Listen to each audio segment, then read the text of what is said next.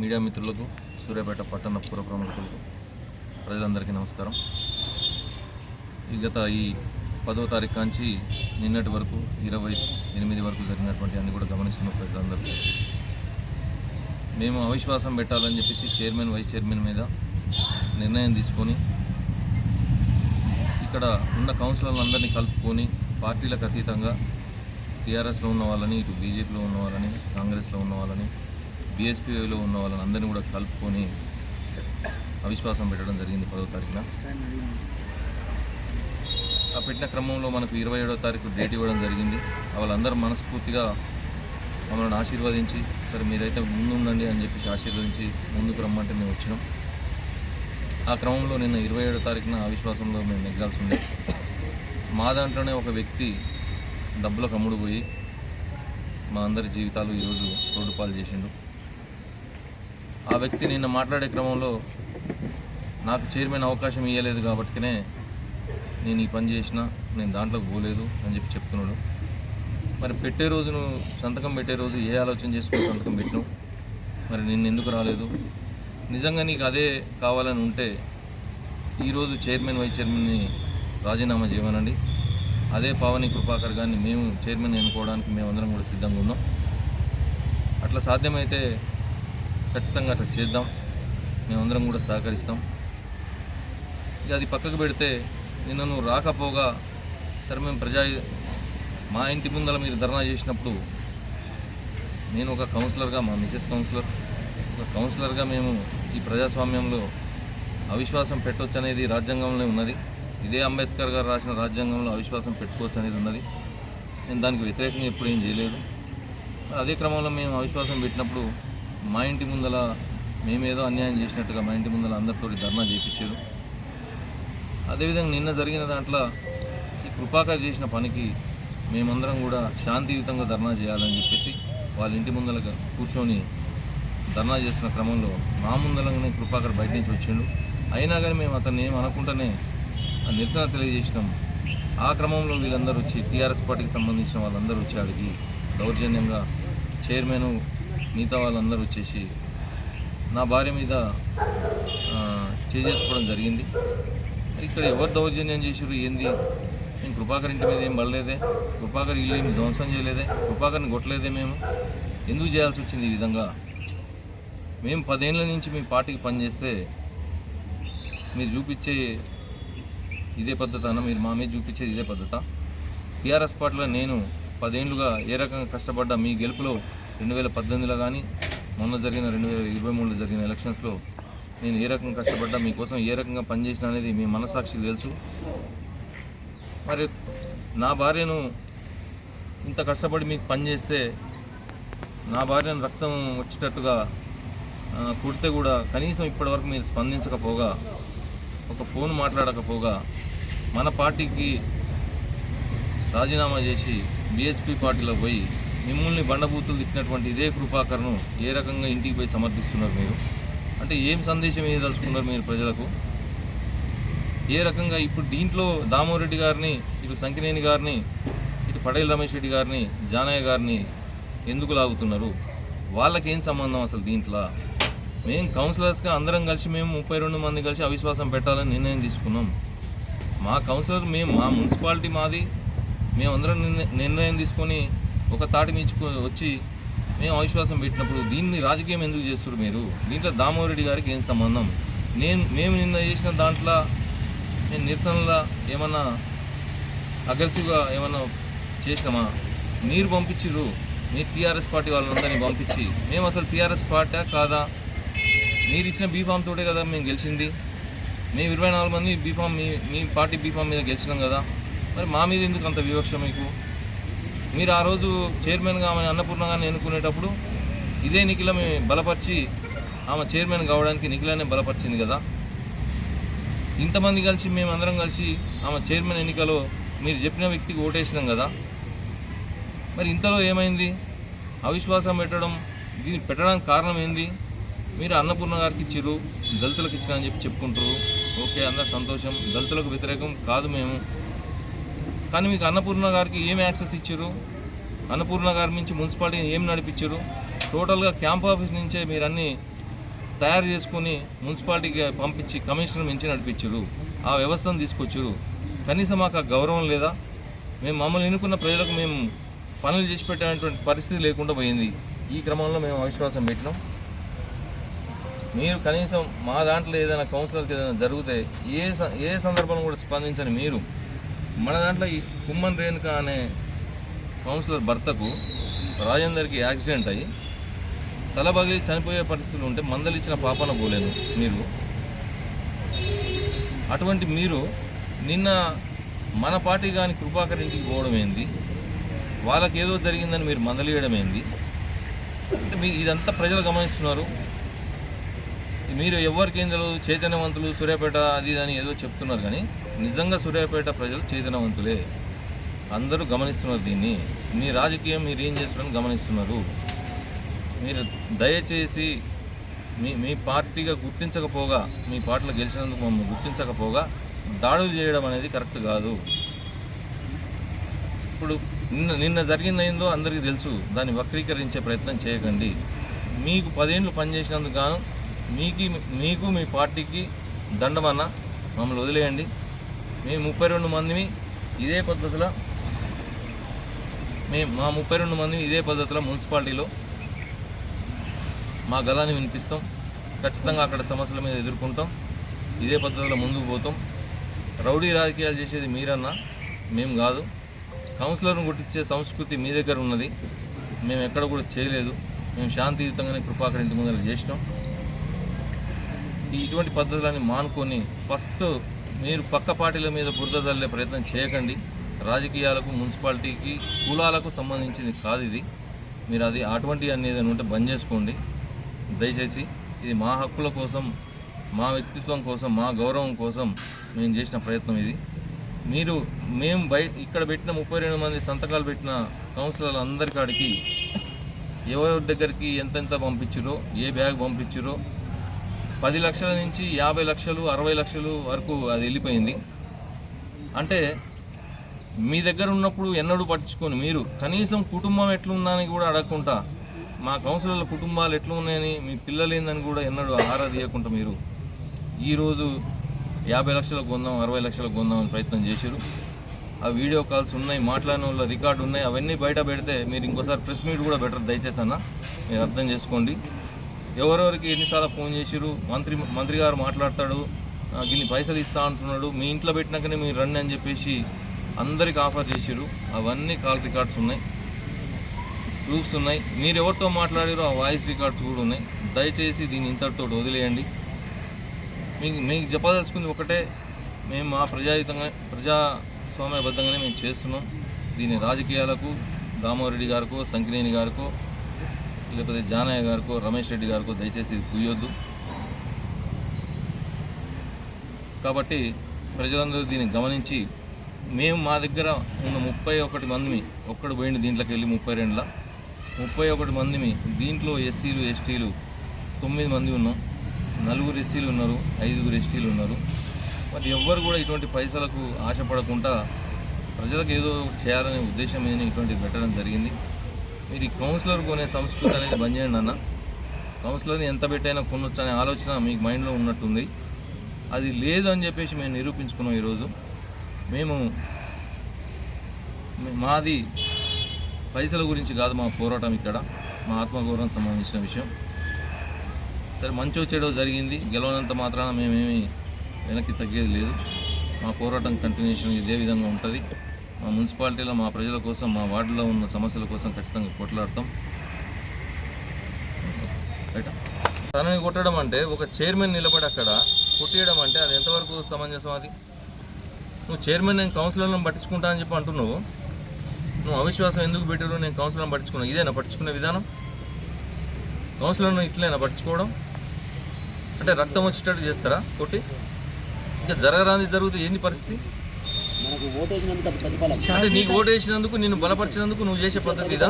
శాంతియుతంగా సూర్యాపేట అసమ్మతి కౌన్సిలర్లు కష్టనా? ఇట్లా బలంగా కుక్కబట్టి నిన్న మెడలో ఉన్న కుశల తాడు కూడా తెంపుకొని పోయారు. ఎవరు ఇక్కడ రౌడీ, ఎవరు దుర్మార్గంగా ప్రవర్తించింది, ఎవరు పంపిస్తే వచ్చారు వాళ్ళంతా, ఏ పార్టీ మేము అసలు, మీరు ఏ రకంగా ప్రవర్తిస్తారు? మళ్ళీ పైపెచ్చు నిన్న వాళ్ళ ఇంటికి పోయి మళ్ళీ ప్రెస్ మీట్ పెట్టడం ఏంది? ఇక్కడ ప్రజలకు మీరే చెప్తారు చైతన్యవంతులు అని చెప్పేసి, అంత మాత్రం అర్థం కావట్లేదా? పైసల కమ్ముడు పోలేదని చెప్పుకుంటున్నా ఆయన. నీ వార్డులో నువ్వు బీఎస్పీ అయ్యాలు ఎందుకు పార్టీ మారినావో, ఇదే జగదీష్ రెడ్డి గారిని ఏమని మాట్లాడినావో, నీ కాడ పైసలు అడిగిందనే చెప్పిండు ఒక ఇంటర్వ్యూలో. నా దగ్గర పైసలు అడిగిండు జగదీష్ రెడ్డి అని చెప్పిండు. అటువంటి వ్యక్తి నువ్వు ఇవ్వాలా? మమ్మల్ని కాదని చెప్పేసి మీరు వాళ్ళ ఇంటికి పోయి మందలేయడం ఏంది? కనీసం మాకు మానవత్వం ఉండదన్న 10 సంవత్సరాలు పార్టీకి పనిచేస్తే అరే ఏం జరిగింది, ఏంది, ఎట్లా ఉన్నదని అని అడగరా? బయట పార్టీ వాళ్ళు వచ్చేటువంటిది చూసిపోతున్నారు, మందలిస్తున్నారు. ఇది పార్టీలకు సంబంధించిన విషయం, అది మా మున్సిపాలిటీకి సంబంధించిన విషయం. మేము మా గౌరవం కోసం కొట్లాడుతున్నాం. మీ పార్టీ మీద, మీ బీఫామ్ మీద గెలిచిన వాళ్ళు మేము మందలిచ్చేటువంటి సంస్కారం కూడా లేదన్నా. జగదీష్ రెడ్డి గారు, ఇది మీ విజ్ఞతకి మేము వదిలేస్తున్నాం. భవిష్యత్తు మా కార్యాచరణ ఏమైనా ఉంటే తప్పకుండా మీకు చెప్తాం. మీడియా మిత్రులకి, పాత్రికేయ మిత్రులందరికీ కూడా నా యొక్క హృదయపూర్వక నమస్కారాలు. నిన్న కొండపల్లి నిఖిల దిలీప్ రెడ్డి గారి మీద జరిగినటువంటి దాడిని తీవ్రంగా ఖండిస్తున్నాం. మేము కాంగ్రెస్ పార్టీ బీఫామ్ నుంచి గెలిచి సంవత్సరం రోజులు కరోనా టైంలో పలు సేవా కార్యక్రమాలను కూడా చేసుకోవడం జరిగింది. కానీ మేము అభివృద్ధి అనే విషయంలో వెనుకబడుతున్న ఉద్దేశంతో స్థానిక ఎమ్మెల్యే అప్పుడు ఉన్నటువంటి మంత్రివర్యులు కానీ కలిస్తే పార్టీ మారితేనే మీకు అభివృద్ధి అనేది జరుగుతుందని చెప్పేసి అని ఘంటాపదంగా చెప్పడంతో పార్టీ మారి అభివృద్ధిలో భాగస్వాములు కావాలని చెప్పేసి అని పార్టీ మారడం జరిగింది. కానీ మాకు జరిగినటువంటి అవమానాలు ఎట్లా ఉంటాయని అంటే 3 అంచెల వ్యవస్థ ఉంటుంది. అసలు యాక్చువల్గా పోవాలని అంటే కింద ఉన్నటువంటి వాళ్ళ దాంట్లో ఫస్ట్ వాళ్ళు పోలీసుల దగ్గర ఆగాలి. తర్వాతనేమో సెకండ్ది వచ్చిన తర్వాత మళ్ళీ కింద క్యాంప్ ఆఫీసులో కింద గ్రౌండ్ ఫ్లోర్లో ఆగాలి. పైకి వెళ్ళాలని అంటే ఇక అది తిరుపతి వెంకన్న స్వామి దర్శనం జరిగినట్టు జరుగుతుంది. పనులు నేను కలవలేదా, నేను చేయలేదా, నేను మాట్లాడలేదా అని చెప్పేసి ఈరోజు వాళ్ళు అక్కడి నుంచి కౌంటర్గా మాట్లాడవచ్చు. కానీ ఎంతవరకు జరిగింది, ఏ విధంగా జరిగింది, మా వ్యక్తిగత పనులు చేసిరా లేదా ప్రజల పనులు చేసిరా అనేది వాళ్ళు ఆత్మవిమర్శ చేసుకోవాలి. మీకు ఒక చిన్న ఎగ్జాంపుల్ చెప్తాను. కౌన్సిలర్ అనేటువంటి ఎట్లా గౌరవం ఉండదని చెప్పేసి అని మీరందరూ కూడా నిజంగానే ఆ రోజు మరి ఎందుకని రాయలేకపోయారో నాకు అర్థం కాలే. కానీ ప్రోటోకాల్ అనేది కౌన్సిలర్ది దాదాపుగా మన రాజ్యాంగ వ్యవస్థలోనే దాదాపు 8 నుంచి 10 వరకు ఉంటుంది. దాంట్లో కౌన్సిలర్ అనేటువంటి దాంట్లో ప్రోటోకాల్ని పాటించినటువంటి మొట్టమొదటి ఏకైక వ్యక్తి ఎవరైనా ఉన్నారంటే ఈ రోజు ఉన్నటువంటి స్థానిక ఎమ్మెల్యే మాజీ మంత్రి నేను గంటాపదం చెప్పగలను. ఎందుకన్నానంటే జిల్లా పరిపాలన కేంద్ర భవనాలను ఈ రోజు ఇప్పటికిప్పుడు మనం పోయి చూద్దాం. అది ఏ వార్డులలో ఉన్నాయి, ఆ వార్డు కౌన్సిలర్ యొక్క దాన్ని శిలాఫలకం మీద పేరు ఉందా లేదా ఒక్కసారి మీరుగా ఒక ప్రెస్ వాళ్ళగా మీరు కూడా ఆత్మవిమర్శ చేసుకోండి. ఎందుకంటే బయాస్డ్గా రాస్తున్నారు కొంతమంది మిత్రులు. అది నిజంగా అది ఎట్టి పరిస్థితుల్లో కాదు. ఎందుకనంటే మీది తప్పు కాదు. అదే మీకున్నటువంటి ఎడిటర్స్ మీకు చెప్తున్నటువంటి వాటి వల్లనే మీరు ఇలా అవుతున్నారు అనుకుంటున్నాం మేమైతే. ఎందుకనంటే నిన్న జరిగినటువంటి అది ఒకటి ప్లస్ ఇంకోటి ఎస్వి ఇంజనీరింగ్ కాలేజ్ దగ్గర నుండి ఎస్పీ ఆఫీస్ వరకు బీటీ రోడ్డు వేయడం జరిగింది. కింద సీసీ ఉంటుంది, దానిపై నుంచి బీటీ రోడ్డు వేసిన తర్వాత కనీసం ఒక శిలాఫలకం ఉండదు. అక్కడ కనీసం స్థానిక కౌన్సిలర్కి సమాచారం ఉండదు. అక్కడి నుంచి దాదాపు 3,20,00,000 రూపాయల పనులు జరగడం జరిగింది. ఎంబీ రికార్డ్ చేసుకోవడం జరిగింది. అటువంటి ఆ బినామీ అయినటువంటి వాళ్ళకు కూడా పైసలు చెల్లించడం కూడా జరిగింది. ఒకవేళ అతని గురించి మనం ఏమైనా మాట్లాడితే కొన్ని బూతులు మాత్రమే వ్యక్తం అవుతాయి. పర్సనల్ ఎక్స్పీరియన్స్ కూడా నాకు కలిగింది. నేను ఒకటే చెప్తున్నాను, నేను ఇప్పటికైనా కూడా ఇటువంటి చర్యలు అనేవి కూడా మానుకోండి. ఈ పరిపాలన కేంద్ర భవనాలు కూడా మీకు ఒక ఎగ్జాంపుల్. అవి మీరు ఎక్కడైతే మీరు అవినీతి చేశారనే దాని గురించి ప్రతి ఒక్క దానికి కూడా ఉంది. నేను ఎన్నిసార్లు సమస్య ఉందనేది పర్టికులర్గా మెడికల్ కాలేజ్ దగ్గర నుంచి పెట్టేటువంటి కాలువలు కానీ వరద వచ్చిన ప్రభావిత ప్రాంతాలలో కానీ నేను చేసిన ఈరోజు ఒక లేడీ చేసిందని అంటున్నారు. నేను నా సొంత ఖర్చులతో చేసిన మాట వాస్తవం కాదా ఈ ప్రెస్ మిత్రులకు తెలుసా తెలియదని మీకు తెలియదు. నా సొంతంగా నేను జేసీబీ తీసుకోబోయి నేను చేసిన విషయం ఉందా లేదా, నా సొంతంగా పైసలు ఖర్చు పెట్టుకున్నదా లేదా, అక్కడ నిరాశ్రయులైనటువంటి వాళ్ళకి ఎన్జిఓ సంస్థ వాసవి ఎన్జిఓ సంస్థ ద్వారా నేను అక్కడ ఉన్నటువంటి వాళ్ళకి ఇప్పించిన మీరు గవర్నమెంట్ నుంచి ఏమి ఇప్పించారు అనేది మీరు ఇప్పుడు చెప్తున్నారు. ఇప్పటికిప్పుడు మనం పోదాం. ఇప్పుడు వార్డులో అభివృద్ధి జరిగిందని ముందు వరద ప్రభావిత ప్రాంతం ముంపు ప్రాంతాన్ని ఏ విధమైనటువంటి చర్యలు తీసుకున్నారు. ఆడ ఎస్పీ ఆఫీస్ కట్టారు. ఎస్పీ ఆఫీస్ కూడా వరదలలో మునిగిపోవడానికి సిద్ధంగా ఉంది. ఇంకొకసారి వర్షం వచ్చిందంటే ఖచ్చితంగా సిద్ధంగా ఉంటుంది. ఆ విషయాన్ని స్థానిక ప్రజాప్రతినిధికి తెలుసు, ఎస్పీ గారికి తెలుసు, అందరికీ తెలుసు. ఆయన కూడా అటువంటి వాటిలో ఇచ్చినప్పుడు అవన్నీ చేసుకున్నాను. అక్కడ వ్యవసాయం చేసుకున్నటువంటి వాళ్ళందరినీ కూడా తీసేసుకొని వాళ్ళ దగ్గర నుంచి భూములు లాక్కొని ఇటువంటి పరిపాలన కేంద్రాలు కట్టిరు. మరి వాళ్ళ కడుపు కొట్టిరు. మరి ఎవరికి మీరు మేలు చేయడానికి చేస్తారు అనేది మీరే ఆలోచన చేసుకోండి. ఇప్పటికైనా కూడా చెప్తున్నాము, నిన్న జరిగినటువంటి విషయంలో కూడా దిలీప్ అన్న ఇంటి ముందర జరిగినప్పుడు ధర్నా జరిగినప్పుడు ఎవరైనా మా అసమ్మతి నేతలలో ఎవరైనా వాళ్ళ దగ్గరికి పోయిర్రా? నిన్న మేము శాంతియుతంగా చేస్తున్న క్రమంలో వచ్చారు. ఎవరు సూర్యాపేటని శాంతియుతంగా ఉంచట్లేరు అనేది మీరు ఒక్కసారి ఆలోచన చేసుకోండి. శాంతియుతంగా వాళ్ళు ధర్నా చేస్తున్నారంటే శాంతియుతంగా ధర్నా చేయించింది ఎవరు? శాంతియుతంగా ధర్నా చేయడానికి ఒకరింటి ముందుకు పోతే వాళ్ళ దగ్గర శాంతియుతంగా ధర్నా చేయనీయకుండా చేసినటువంటి వాళ్ళు ఎవరో చూడండి. ఎందుకనంటే మీ అందరం కూడా అనుకొని పెట్టింది ఇది. దీనికి దామోదర్ రెడ్డి గారికి, సంకినేని గారికి, వడజాన యాదవ్ గారికి వీళ్ళందరికీ అంటించడం జరుగుతుంది. వాస్తవంగా పెట్టిన దానికి మీరు ఎవరు శాంతియుతంగా ఉంచట్లేరు అనేది మీరు ఒక్కసారి ఆలోచన చేసుకొని అందరూ కూడా మరోసారి ప్రజలందరూ కూడా గమనించండి. ఎవరి మీద దాడి చేస్తున్నారు అనే విషయాన్ని దయచేసి గమనించండి. Thank you. ప్రజాస్వామ్యంలో అవిశ్వాసం పెట్టే అధికారం ఉంది అని గౌరవ మంత్రి గారు చెప్పారు. వాస్తవం ప్రజాస్వామ్యం అన్నప్పుడు ఎవరినైనా గౌరవించాలి, ప్రజాస్వామ్యయుతంగా గౌరవించాలి. ప్రజాస్వామ్యంలో ఒకటి ఉంటుంది, ఏముంటుంది? ఎవరు చేసే పని వాళ్ళు చేయాలి. కౌన్సిలర్ చేసే పని కౌన్సిలర్ చేయాలి, చైర్మన్ చేసే పని చైర్మన్ చేయాలి, మంత్రి చేసే పని మంత్రి చేయాలి.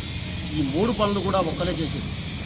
కనీసం మా అధికారాలు, స్థానిక సంస్థల అధికారాలు, రాష్ట్ర ప్రభుత్వం అసలు స్థానిక సంస్థల మీద అసలు కనీసం ఇంతకుముందు గతంలో ఉండే స్థానిక సంస్థలకు కొన్ని నిర్దిష్టమైనటువంటి పనులు కానీ తర్వాత దానికి సంబంధించినటువంటి కార్యాచరణ ఉండేది. ఏ పని కూడా వాస్తవంగా ఒక్కటే ఏకఛత్రాధిపత్యం. కనీసం వార్డులలో 1,00,000 రూపాయల పని చేయాలంటే కూడా కనీసం అక్కడి నుంచి క్యాంప్ ఆఫీస్ నుంచి రావాలి. క్యాంప్ ఆఫీస్ నుంచి వస్తేనే 1,00,000 రూపాయల పని. కనీసం చైర్మన్కు అధికారం లేదు, వైస్ చైర్మన్కు అధికారం లేదు. ఓన్లీ ఒక ఏకఛత్రాధిపత్యంగా గతంలో మేము వాస్తవంగా 2,000 మంది ఓట్లు వేస్తే గెలిచినాక ఏం చేసినాం? చక్కగా చైర్మన్ ఎన్నుకున్న, వైస్ చైర్మన్ ఎన్నుకున్న, పార్టీ నిబంధనలకు బీఆర్ఎస్ పార్టీ బీఫామ్ మీద గెలిచినాం కాబట్టి బీఆర్ఎస్ పార్టీ ఎట్లా ఇన్స్ట్రక్షన్ ఇస్తే ఆ ఇన్స్ట్రక్షన్ ప్రకారం ఉన్నాం. తర్వాత కనీసం స్థానిక సంస్థలలో జరిగే municipality already committee or supreme, ఆ కమిటీకి కనీసం విలువలు ఏ రాజు కూడా లేవు. దీనికి నిరసనగా అవిశ్వాసం పెడితే కొండపల్లి దిలీప్ ఇంటి ముందల ధర్నా చేసిర్రు. అదేమో కరెక్టు. మేము నిన్న మాకు జరిగిన అన్యాయానికి మా దగ్గర సంతకం పెట్టి 32 మంది ఆత్మగౌరవాన్ని దెబ్బతీసిరని చెప్పి మేము నిరసన చేయడానికి పోతే మా మీద ఒక చైర్మన్ పక్క నుండి తోటి కౌన్సిలర్ని దాడి చేస్తే దాన్ని ఖండించాల్సింది పోయి అక్కడ జరిగినటువంటి అసలు అక్కడ పోయి మందలేయటం. మేము మన ఎలక్షన్లో ఎవరు చేసినాం పని? నీకు చేసినాం పని. అసలు వాస్తవంగా మేము పని చేసింది వాస్తవంగా నీకు పని చేసినాం. నేను వేరే పార్టీకి పని చేయలే. కనీసం ఇంత జ్ఞానం ఉండి కనీసం వచ్చి మందలియాలి, లేకపోతే ఉండాలి, దాడిని ఖండించాలి. అంటే దిలీప్ ఇంటి ముందర చేస్తున్నామో కరెక్టు, మేము ఆ ఇంటి ముందర వేస్తే కరెక్ట్ కాదు. ఇదేనా ప్రజాస్వామ్యం నేర్పింది ఇదేనా? ఇంకొకటి సరే, మీ అందరి ముందర ఒకటి ఇవాళ చెప్పింది ఆ కృపాకరు చైర్మన్ కోసమే వచ్చి సంతకం పెట్టినా అన్నాడు. 4వ తారీఖు నాడు సంతకం పెట్టినప్పుడు ఉన్నారు, ఇంతమంది ముందర రేపు పొద్దున ప్రమాణం చేయాలి. ఎక్కడ ప్రమాణం చేస్తావు? 10వ తారీఖు నాడు మేము అందరం పోయి అడిగినాం. ఫస్ట్ సంతకం పెట్టింది ఆయన. ఎప్పుడు అవిశ్వాసం పెడుతురు అన్నాడు. నీకు చైర్మన్ కావాలి, ఇప్పుడు ఓకే, దానికి కూడా మేము ఒప్పుకుంటాం. నువ్వు చైర్మన్ కావాలన్నావు కదా, ఓకే. అవిశ్వాసం నెగ్గితే చైర్మన్ అవుతావా, వీడిపోతే చైర్మన్ అవుతావా? అదొకటి. 2 అది కూడా పక్కా పెడతాం. ఇప్పుడు స్టిల్ ఈ 32 మందిని కూడా మేము ఒప్పుకుంటాం. చైర్మన్ వైస్ చైర్మన్ రాజీనామా చేయమను, నీకు ఇస్తారో అడుగు, మేము బేషరతుకు వస్తాం. ఇప్పుడు ఇప్పుడు ఉంది కదా చైర్మన్, అదే వైస్ చైర్మన్ రాజీనామా చేయమను, వస్తాం మేము. అదే సిగ్గుమాలిన పని, డబ్బు కమ్ముడు పోయి నేనేదో మళ్ళీ తర్వాత ప్రజాస్వామ్యాలని సంసారిని గతంలో ఒకసారి చేసినావు. నిన్ను కన్నబూతులు తిట్టి పార్టీ మారిపోయి ఇవాళేదో వచ్చి ఆయన మళ్ళా నేను మొత్తం పునీతుణ్ణి పక్కన ఎమ్మటుంటేనేమో వాడు వ్యభిచారి, నీ ఎమ్మటుంటే సంసారి. ఇదేనా ప్రజాస్వామ్యంకున్న గొప్ప విలువలు? అభిప్రాయాలు వ్యక్తపరచవచ్చు. ఇంతమంది ఉన్నాం కదా, బీఫామ్ అనేది గెలిచినాం కదా, ఎన్నడన్నా మా అభిప్రాయాన్ని తీసుకున్నావా? మేము అందరం కలిసి వచ్చి కూర్చొని మీటింగ్ పెట్టినప్పుడు ఇంత వ్యతిరేకత ఉంది. మరి ఎట్లా ఉంది వ్యతిరేకత? ఎందుకోసం ఉంది వ్యతిరేకత? మా ఇంట్లోకి అడిగినావా? ఏమన్నా మా ఇంటి పని అడిగినావా? వార్డులలో పనులు కావట్లేవు, వార్డులలో కనీసం చిన్న సమస్యలు లేవు, ప్రజల రిప్రజెంటేషన్ అనుకుంటాం. మీటింగ్ పోతే మీటింగ్లో ఎజెండా మొత్తం తయారై వచ్చినాక ఉత్సవ విగ్రహాల గురించి చేతులు లేపుడు తప్ప ఎన్నడన్నా కనీసం మమ్మల్ని అడిగి ఎజెండా తయారు చేసిరా? కనీసం ఇన్ని కోట్ల బడ్జెట్ ఇచ్చినావు, హరితహారం అని 10% ఎవరికి ఇచ్చినావు? నీ కాంట్రాక్ట్ బినామీ కాంట్రాక్ట్లకు ఇచ్చినావు. నీకున్న కాంట్రాక్ట్లు ఎవరెవరు ఇప్పుడున్న దాంట్లో ఎవరు చేసిర్రు? ఎవరన్నా కనీసం క్లబ్ చేసి ఒక్కటే చేయటం. ఇంకొకటి, మున్సిపాలిటీ జరిగే ప్రోగ్రాంకు కౌన్సిలర్లు ఖచ్చితంగా ప్రోటోకాల్ ప్రకారం ఉంటారు. మున్సిపల్ నిధుల నుంచి వెళ్ళి ఒక మీటింగ్ జరిగితే కనీసం స్టేజ్ మీద కూర్చుకునే అవకాశం ఉండదు. అడిగితే వాని మీద ఏదో ఒకటి, వాడు వ్యక్తిగతంగా ఎదిగితే వాడిని ఎట్లా ఖరాబ్ చేయాలి? ఇదేనా ప్రజాస్వామ్యం? ఈ ప్రజాస్వామ్యమే అన్న బాగానే ఉంది. ప్రజాస్వామ్యంలో కింది స్థాయి నాయకునికి కింది స్థాయికి ఉండాలి, పై పై ఉండాలి. ఎవరు చేసే పని వాళ్ళు చేయాలి. ప్రజాస్వామ్యం ఉన్నదే అట్లా. రెండోది ఇవాళ మేము అనేటోళ్ళం అవిశ్వాసం పెట్టినాం కాబట్టి అక్కడ ఉన్న వాళ్ళకి విలువ ఉంది, కనీసం ఆత్మవిమర్శన చేసుకోవాలి. కనీసం ఎవరో ఒకరు ముందల పడితే రేపు భావితరాలకు కూడా వాస్తవంగా నాయకులకు తెలిసి వస్తుంది. అరే ఎవరి స్థాయిలో ఎవరి గౌరవం వాళ్ళకి ఇవ్వాలి, ఎవరి గౌరవం వాళ్ళకి ఇచ్చినప్పుడే విలువ పెరుగుతుంది. ఎవరు చేసే పని వాడు చేయాలి, వ్యక్తిగత విమర్శలు కాదు. పాలసీ మ్యాటర్, పాలసీలా ఒక చట్టం ఉంటుంది. కౌన్సిలర్ చేసే పని కౌన్సిలర్ చేయాలి, సర్పంచ్ చేసే పని సర్పంచ్ చేయాలి, మంత్రి చేసే పని మంత్రి చేయాలి, చైర్మన్ ఒకటే. ఇలా మేము అనుకుంటాం దళిత మహిళను చేసినావు, మేము దాని సంతోషం. అభినవ్ అంబేద్కర్ బాగానే ఉంది. పాపం ఆమెతో నేను చెప్పి అటెండర్తో ఛాయ్ కనీసం తీసుకురమ్మని చెప్పలేము. ఎజెండా తయారైతే కూడా ఆమె కూడా అప్పుడే వస్తుంది. ఆ ఎజెండా కౌన్సిలర్కి వచ్చినాడే వస్తుంది. కౌన్సిలర్కి వచ్చినాక మేము వచ్చి ఆడికి వచ్చి ఉత్సవం లెక్క లేవాలి. అంతేనా? 2000 మంది మమ్మల్ని కూడా ఎన్నుకురు. నీకు ఓటేసినట్టు మాకు కూడా ఓటేసారు. ప్రజాస్వామ్యం అంతే కదా. ప్రజాస్వామ్యంలో కౌన్సిలర్ని ఎన్నుకుంటారు, ఎమ్మెల్యేని ఎన్నుకుంటారు. ఉంటుందో సిస్టంలో కౌన్సిలర్ చేసే పని కౌన్సిలర్ చేయాలి. అన్ని పనులు నువ్వే చేయాలంటే ఎట్లా సాధ్యమైంది? ఇవాళ వచ్చి అవిశ్వాసం పెడుతున్నాం అంటే ఎంతమంది, ఎంత ఆత్మగౌరవం కదా. వీళ్ళందరూ డబ్బులు కమ్ముడు పెట్టేవాళ్ళు కదా. ఎంత నిజాయితీగా ఉన్నారు. 31 మంది ఏ ప్రలోభాలకు లేకుండా ఉన్నారు అంటే మా మీదనే నింద వేసి మమ్మల్ని దొంగలాగా చిత్రీకరించడం ఎంతవరకు సమంజసం? ఇది ప్రజాస్వామ్యంలో ఒకటి ఎవరు చేసే పని వాళ్ళు చేయాలి. ఇది గుణపాఠం కావాలి ప్రతి లీడర్ కూడా గుణపాఠం కావాలి. అంటే అరే మనగదొక్కితే తిరుగుబాటు స్టార్ట్ అవుతుంది అనేది రావాలనే ఉద్దేశంతోనే వచ్చినాం తప్ప మా వ్యక్తిగత స్వార్థం కోసం రాలేదు. ఎన్నడూ కూడా చేయం వ్యక్తిగతంగా. రాజకీయాల్లో ఉండేటోళ్ళం, ప్రజల సర్వీస్ చేయడం, ప్రజలకు రిప్రజెంటేటివ్ ఉండేవాళ్ళం కాబట్టి మేము ఖచ్చితంగా ఎప్పుడో ఒకసారి నాంది కావాలి, అది మానించే కావాలని వచ్చినాం తప్ప ఎలాంటి స్వార్థంతో కాలే. ఇది ఒక్కటి అర్థం చేసుకోవాలి ప్రజలు, సూర్యాపేట ప్రజలు కూడా అర్థం చేసుకోవాలి. ప్రజాస్వామ్యం లాగానే ఉండాలి. ఎట్లా అంటే ఒక కౌన్సిలర్కి వచ్చి అసలు ఎన్ని బాధలు చెప్తారా, ఎమ్మెల్యేకి చెప్తారా, ఎంపీకి చెప్తారా? ఫస్ట్ రిప్రజెంటేటివ్ ఉండేది మేము. ఆపద వచ్చినా, కష్టం వచ్చినా, చావు వచ్చినా, బతుకు వచ్చినా ఫస్ట్ వచ్చేది కౌన్సిలర్ కాడికి. నీ పార్టీని కాపాడేది కూడా కౌన్సిలర్ ఫస్ట్, కౌన్సిలర్ తర్వాతనే బయటోళ్ళు. నీ పార్టీని కాపాడాలంటే, నీ పార్టీ కోసం ఉండాలంటే నువ్వు 100 టాస్కులు ఇచ్చినావు. నీ దగ్గర మేము చేరిన కాంచి 100 టాస్కులు, ప్రతి నెల టాస్క్ ఇచ్చినావు. ఏ టాస్కులో మేము రాలేదు, ఏ టాస్కులో కూడా మేము అందరం కలిసి పనిచేసాం. ఇక్కడ ఉన్న 31 మంది నీ పార్టీ కోసం, నీ కోసం ఎంత తిప్పలు పడ్డాం తెలుసా మేము. మాకు కొన్ని రోజులు ఏడిసిన రోజులు ఉన్నాయి మేము, అయినా కూడా అప్పు చేసినాం. కానీ గౌరవం లేదు, పెట్టి చాకిరి తప్ప అయినాడు గౌరవం లేదు. మాకు గౌరవం కోసం తిరగబడ్డాం తప్ప మేము ఏ రోజు కూడా మేము దేనికి ఆశించలే. ఇది ఒకటి అర్థం చేసుకోవాలి. సూర్యాపేట ప్రజలు కూడా మమ్మల్ని ఒక్కసారి దీవించాలి. ఎందుకంటే ప్రజాస్వామ్యంలో ఎవరు చేసే పని వాళ్ళు చేయాలి. కొన్ని ఒత్తిళ్ల మేరకు ప్రశాంతత లేక టీఆర్ఎస్ పార్టీలో జాయిన్ అయినాను. కానీ జాయిన్ అయిన తర్వాత కూడా కాంగ్రెస్ పార్టీలో అంత స్వేచ్ఛ అందులో లేకుండా అయినా కూడా బరాయించను. నేను చేరిన కాంచి కూడా ప్రతి ప్రోగ్రాంకు 40 నుంచి 50 ఖర్చు అయ్యేది. ఏ రోజు కూడా కౌన్సిలర్ బాధ పట్టించుకోకుండా కూడా నేను మొన్న పిల్లల మధ్య 250 ఓట్ల మెజార్టీ చూపించి ఆయన ఖచ్చితంగా పనిచేసాను. ఇవాళ నీ పార్టీ చేరిన నీ మనిషినే. కానీ ఇక్కడ కొండపల్లి నిఖిల గారికి అన్యాయం జరిగింది. ఎందుకు జరిగింది? ఎవరి వల్ల జరిగింది? గండూరి కృపాకర్ పావని వల్ల జరిగింది. ఆమె ఇంట్లో ఉన్నామని తీసుకొచ్చి ఎప్పుడు అవిశ్వాసం పెడదామనే అన్న వ్యక్తిని దగ్గర తీసి ఈరోజు మోసం చేసిన వ్యక్తి దగ్గర తీస్తావు. నీ పార్టీలో ఉన్న నీవు ఏం పని చెప్తే చైర్మన్ ఎన్నుకో అంటే చైర్మన్కి చేయలేపింది, వైస్ చైర్మన్ ఎన్నుకో అంటే వైస్ చైర్మన్ చేయలేపింది. ఆమెకు దెబ్బ తగిలితే మందలించడానికి రావా? ఇదా మీ న్యాయం? ఈ విధంగా మేము 31 మందిని 18 రోజులు ఇల్లు వదిలిపెట్టి ఒక కౌన్సిలర్కు గౌరవం దక్కదనే కాన్సెప్ట్ మీద మేము పనిచేసాం. ఎన్నో ప్రలోభాలు వచ్చినాయి. రోజు ఒకరికి ఫోన్ చేసి 10 లక్షలు ఉన్నాయి మీ ఇంట్లో, 20 లక్షలు ఉన్నాయి ఇంట్లో, 40 లక్షలు ఉన్నాయి మీ బావకాడ, ఇట్లా వీడియో కాల్ చేసి చూపించినా కూడా 31 మంది ఏ రోజు కూడా ఒక్క పైసా కూడా లొంగలేదు. కానీ గండూరి పావని కృపాకర్ అనే కుక్క వాడు పైసలకు లొంగి 31 మంది ఆత్మగౌరవాన్ని కాకుండా సూర్యాపేట పట్టణ ప్రజలందరికీ కూడా ఒక మచ్చ తెచ్చిన వ్యక్తి. వాడిని మచ్చ తెచ్చిన వ్యక్తి కాబట్టి మేము అతని ఇంటి ముందర మేము ధర్నా చేయడం జరిగింది. ధర్నా చేయడంలో తప్పేం లేదు, మేము కొట్టలేదు, తిట్టలేదు. నువ్వు ఎందుకు ముందుకు వచ్చి మమ్మల్ని బయటేసి నువ్వు ఎందుకు తప్పుకొని 50 లక్షలు తీసుకొని నువ్వు ఎందుకు మమ్మల్ని ఇది చేసినావని మేము ఒక శాంతియుతంగా ఆయన ఇంటి ముందు మేము ధర్నా చేసినాం. దానికి నిన్న ఒక నెల 2 నెలల క్రితం బీఎస్పీ పార్టీకి పోయి నిండి తిట్టిండు. ఏమని తిట్టిండు? వాడొక లంగా, వాడొక దొంగ, వాని కాడ నీతి నిజాయితీ లేదు, వాడుకొని వదిలేస్తాడని తిట్టిండు, బహిరంగంగా తిట్టిండు. అటువంటి వ్యక్తికి ఇంటి మీదకి మేము ధర్నా చేస్తే 30 మందలిచ్చినావు. మరి మేము 31 మంది మీ మనసులమే కదా, అందులో 19 మంది మీ మనసులమే. మమ్మల్ని ఎందుకు మందలియం? మేము ఏం తప్పు చేసినాం? కౌన్సిలర్ అంటే మీరు ఒక ఈకతోటి సమానంగా తీసేసి ఈ సమాజంలో గౌరవం లేకుండా చేసిండు. కౌన్సిలర్ పని కావాలన్నప్పుడు కౌన్సిలర్ ఇంటికి ఖర్చు పెట్టేటప్పుడు కౌన్సిలర్ కావాలి నీకు. మాకు అవసరం ఉన్నప్పుడు నువ్వు ఉపయోగపడవు. మరి మేము గెలిచేందుకు మా ఆత్మగౌరవం మాకు లేదా? మాకు ఇది లేదా, మాకు మనసు లేదా, మమత లేదా, ప్రజలకు మేము మంచి చేయాలనే ఆలోచన మాకు కూడా ఉంది. నీకెంత ఉందో మాకంతే ఉంది. ఆ విధంగా మేము పాటుపడ్డ కౌన్సిలర్ అందరం కూడా ఈరోజు ఆడికిపోయి ధర్నా చేయడం జరిగింది. అక్కడ ఒక వై వెంకటేశ్వర్ అని వచ్చాడు. ప్రజలను పీడించుకొని తిన్న వెంకటేశ్వర్లు ఒక యూనియన్ పెట్టి అమానీల సొమ్ము తిని ఆయన 10 పార్టీలు మారి ఈరోజు ఇక్కడికి వచ్చి నీతి మాటలు చెప్తుండు. నన్ను బచ్చల కుర్చీని కొట్టిండు, నన్ను ఆయన కొట్టిండు, నన్ను ఈయనకు నువ్వు ఓడొస్తాను కాడికి ఏం హక్కు ఉంది?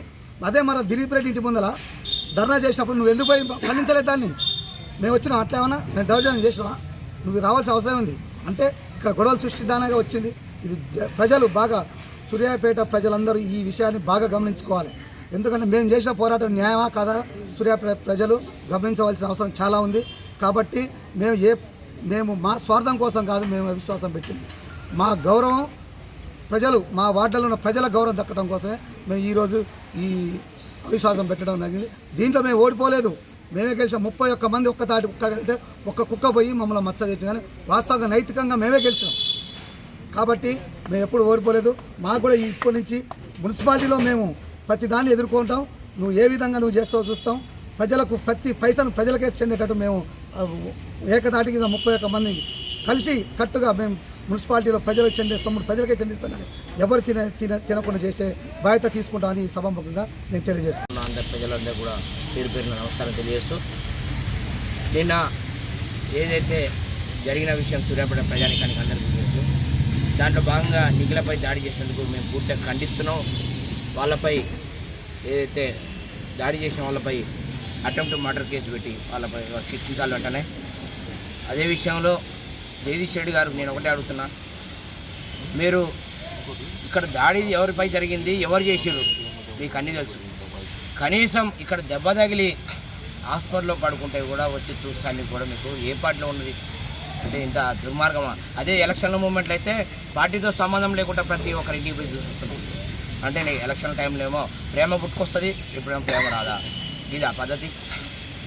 నేను ఒకటే ప్రశ్నిస్తున్నా, ఉద్యమకారులకు ఏ పార్టీ న్యాయం చేసినావో నీ గుండెల మీద చేసుకొని చెప్పు. ఎంతమంది ఆ రోజు నీకు ఉద్యమంలో పనిచేసారు, ఉద్యమం కోసం ఎంతమంది ఆత్మ బలిదానాలు చేసుకున్నారు, వాళ్ళ కుటుంబాలకు ఏమైనా చేసిరా? రాష్ట్ర వ్యాప్తంగా టీఆర్ఎస్ పార్టీ నుంచి బీఆర్ఎస్ పార్టీ మారిన తర్వాత నుంచి కానీ ఎవరికన్నా న్యాయం చేసిరా? ఎంతసేపటికి అహంకారం మీలో పెరిగిపోయింది తప్పించి, అవినీతి పెరిగిపోయింది తప్పించి మీరు చేసింది ఏమీ లేదు, శూన్యం. చేసింది కొంత, చెప్పుకునేది ఇంత మరింత. ఆ టైప్లో చేశారు. అభివృద్ధి ముసుగులో అవినీతి చేశారు మీరు. సీసీ రోడ్లపై డాంబర్ రోడ్ వేస్తూ ఉంటుందా? కోర్టు నుంచి శంకుల సెంటర్ వరకు సీసీ రోడ్డు ఉన్నది. దానిపై వర్షాలు వస్తే పూర్తిగా లేచిపోయే పరిస్థితి ఉంటుంది. వేసిన రోడ్లు 3 నెలలకే పోతున్నాయి. సీసీ రోడ్లు బినామీ కాంట్రాక్టర్, ఆ కాంట్రాక్టర్ పేరు చెప్తే మండిపడతారు. మళ్ళీ మీరు ఒక్కటే కావాలి కాంట్రాక్టర్ డిఎస్ఆర్, మీకు న్యాయ సలహా కావాలంటే ఏమో దయాకర్ రెడ్డి, ఆర్థికంగా కావాలంటే ఆయన టోటల్ ఓట్లైన పేరు ఉండే T20 వాళ్ళు మీకు కావాలి బినామీలు. అంతే తప్పించి మీరు చేసేది సూర్యాపేట ప్రజల మీద ఏ మాత్రం ప్రేమ లేదు. మీరు కబడ్డీ పోటీలు పెట్టిరు, కాళ్ళు ఇరిగి పాపం ఎంతోమంది కింద పడి వాళ్ళు నిశ్వాసులు అయితే కూడా వాళ్ళని పట్టించుకున్న దాఖలాలు. తర్వాత మెడికల్ కాలేజీలో అవినీతి జరిగింది ఉద్యోగాల పేరు మీద, దానిపైన ఏం చేశారు? ఇంకా చెప్పాలంటే చాలా ఉన్నాయి. అటువంటి వాటిపై మీరు ఏం చేశారో ఒకసారి మీరు కూడా ఆత్మవిమర్శ చేసుకోవాలి. ఉద్యోగకారులను పూర్తిగా అనగదొక్కిన పరిస్థితి అయితే జరిగిందని చెప్పేసి సందర్భంగా తెలియజేస్తుంది. ఈరోజు అంటే నిన్న జరిగిన కొండపల్లి నిఖిల మీద జరిగిన దాడిని ఖండిస్తున్నాం. గత 15 అంటే దరిదాపు 2014, 2018 మొన్న జరిగిన ఎన్నికల్లో కూడా గౌరవ మాజీ మంత్రివర్యులు జగదీష్ రెడ్డి గారి ఎమ్మెల్యే కావడానికి ఎంతో కృషి చేసినాం. అదేవిధంగా నిఖిల భర్త గారైన దిలీప్ 10 సంవత్సరాల నుంచి మంత్రి గారి కోసం ఆర్థికంగా ఆయన టైము అన్ని విధంగా ఆయన గెలుపు కోసం ఎంతో కృషి చేసినాడు. కానీ వాళ్ళ భార్య మీద దాడి జరిగినా కానీ మంత్రి గారు, మాజీ మంత్రి వర్యులు ఎమ్మెల్యే గారు ఇంతవరకు కూడా స్పందించలేదు. మేము ఒక టీఆర్ఎస్ పార్టీ కౌన్సిలర్లం. ఎందుకంటున్నామంటే 48 మందికి బీఫామ్లు ఇస్తే 24 మంది మేము టీఆర్ఎస్ పార్టీ నుంచి గెలిచినాం. 24 మంది కూడా మాజీ మంత్రి గారి మాటకు కట్టుబడి ఎటువంటి ఆశ పడకుండా మేమందరం కూడా మన అన్నపూర్ణ గారికి ఓటేయమంటే అన్నపూర్ణ గారికి, వైస్ చైర్మన్ పుట్టకిషోర్ గారికి ఓటేయమంటే పుట్టకిషోర్ గారికి, అందరికి కూడా మంత్రి గారు ఏ మాట చెప్తే ఆ మాట జవదాటకుండా ఒక కమిట్మెంట్ లీడర్లుగా మేమందరం కూడా ఆ విధంగా చేసినాం.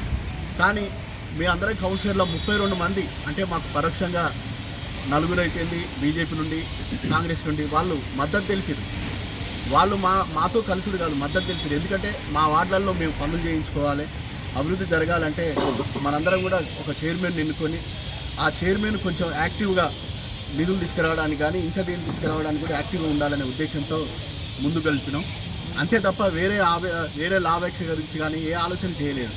అదే ఉద్దేశంతో అదే కమిట్మెంట్తో కూడా మేమందరం కూడా సంతకాలు పెట్టి మేము పోయి కలెక్టర్ గారికి ఇచ్చినాం. ఆ రోజు మరి అదే మన ఈ గండూరి పావని గారు నేను రాను, నేను పెట్టను, నాది బహుజన సమాజ్ పార్టీ, మీతో నాకేం సంబంధం అంటే మేము కూడా పట్టించుకుపోయేవాళ్ళం. ఆమె ఉండి ఆమె సంతకం పెట్టి మనందరం కూడా ఒక దాటి మీద ఉండి ఒక కలిసికట్టుగా ఉండి మనం చైర్మన్ని వైస్ చైర్మన్ మార్చి మా వార్డులో కూడా అభివృద్ధి జరగాలని ఆమె కోరుకుంది. తీరా మేము 31 మంది ఉండి ఆమె కోసం నిద్ర లేకుండా ఉదయం నుండి తెల్లారి గంటల నుంచి కూడా రాత్రి నుంచి కూడా ఎదురు చూసి ఇవస్తున్నామని మా ముందర అబద్ధం చెప్పింది. కాబట్టి మీరు శాంతియుతంగా ఈ ప్రజాస్వామ్యంలో శాంతియుతంగా ఒక తప్పు చేసినప్పుడు ఒక లీడర్ కానీ ఎవరైనా కానీ శాంతియుతంగా పోయి ఎందుకు మమ్మల్ని చీటింగ్ చేసినావు, వస్తాను ఎందుకు చేయలేదు, ఈరోజు మా 31 మంది ఆత్మగౌరవం దెబ్బతిన్నదనే ఉద్దేశంతో శాంతియుతంగా అక్కడ కూర్చోవడం జరిగింది. అక్కడ కూర్చొని నిరసన చెప్పినాం అంతే. దీనికి మా నాయకులే, మా టీఆర్ఎస్ పార్టీ నాయకులు వచ్చి ఇక్కడ ఇంకా దాన్ని బాగా రెచ్చగొట్టి ఈరోజు నిఖిల మీద దాడి జరిగే విధంగా చేశారు. ఇది ప్రజాస్వామ్యంలో తప్పని అనుకుంటున్నాను. ఎందుకంటే మేము కూడా మీ పార్టీ వాళ్ళం.